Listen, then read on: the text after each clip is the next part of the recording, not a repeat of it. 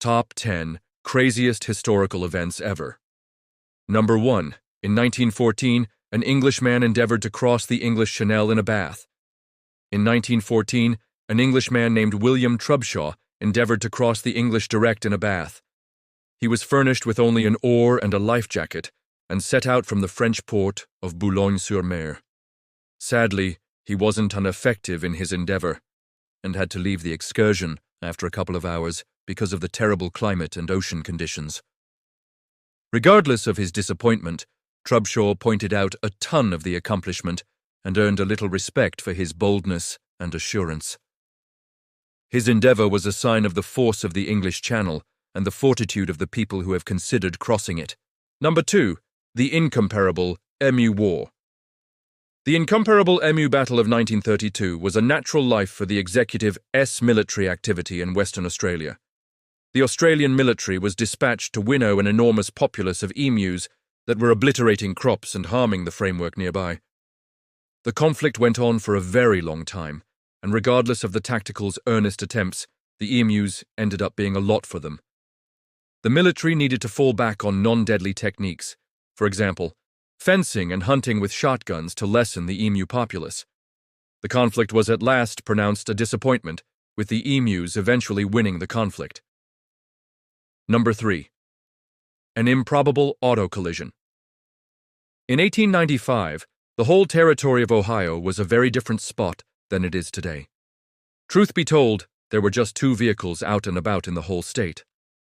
Sadly, these 2 vehicles wound up colliding with one another, making it presumably the primary fender bender in the state. This occurrence was an indication of how much innovation has changed and keeps on changing the scene of transportation. Number 4. The principal recorded episodes of mooning. The first morning during the 4th campaign is remembered to have happened around 1203. The story goes that a French knight, Robert de Clary, was caught by the Venetians and taken to a pinnacle in Constantinople. In the wake of being denied passage to the city, a gathering of French knights continued to accumulate around the pinnacle and counterfeit the Venetians by showing their bare bottoms. This demonstration of rebellion was viewed as an indication of a lack of respect and embarrassment, and has thusly been known as the first morning of the 4th campaign. It is said that the Venetians were so humiliated by the sight that they permitted the knights to enter the city. Number 5. Don't touch the columns.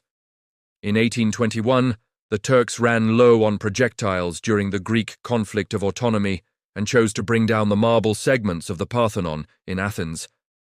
The marble was then used to assemble new strongholds around the Acropolis, with the end goal to shield the city from the Greek progressives. This activity was viewed as an incredible misfortune by a lot of people, as it was an image of the city's brilliant past. This demonstration of obliteration likewise caused a lot of outrage and hatred among the Greeks, who felt that the excellence of their city had been profaned. Right up until now, the Parthenon stays a sign of the excellence and force of the old Greeks. Number 6.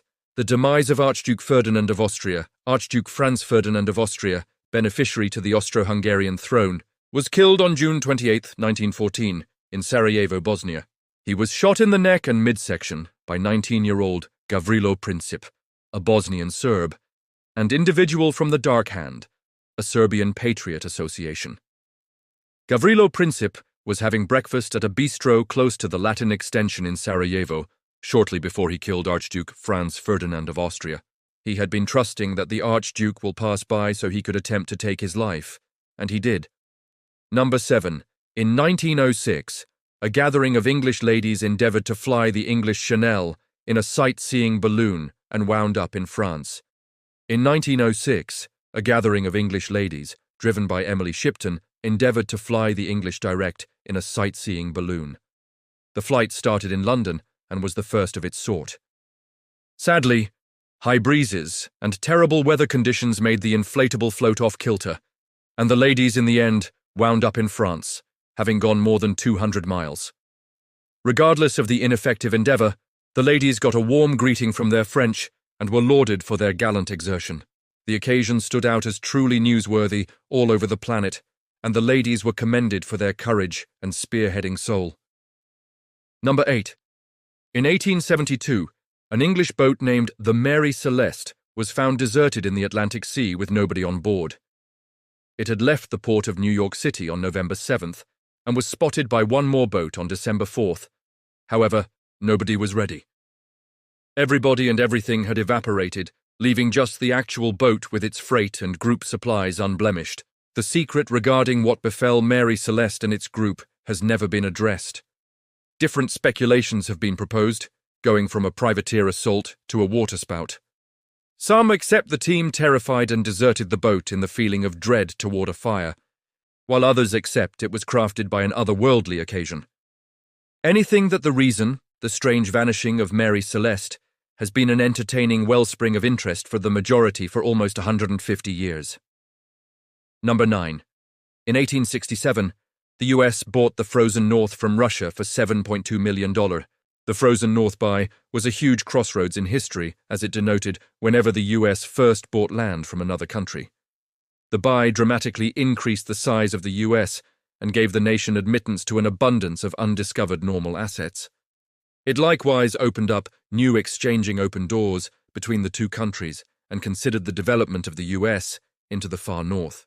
Albeit the buy was seen by some as a questionable choice at that point, it has since been demonstrated to be a savvy move that has helped the two nations. Number 10.